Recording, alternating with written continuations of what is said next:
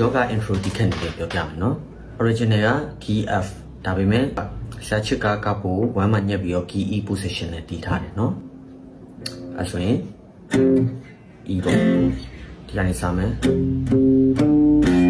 okay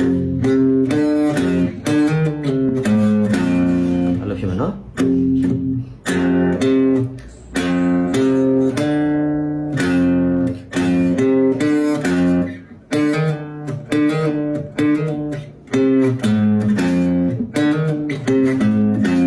ဒီလိုဖြစ်မယ်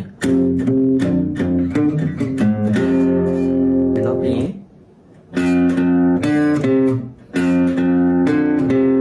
โอเค6ကျိုးနဲ့4ကျိုးနဲ့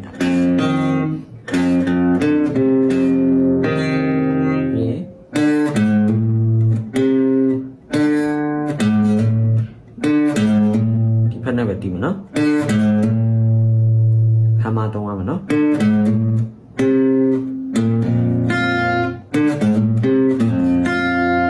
အထီးပဲဒီလိုဖြစ်မယ်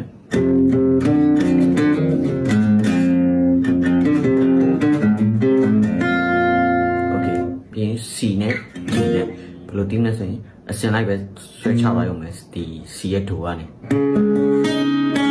ပြီးရင် D 5 4 3 4ပဲ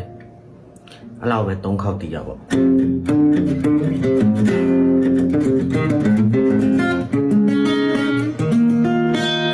ဒီတော့ခေါက်မှာကျတော့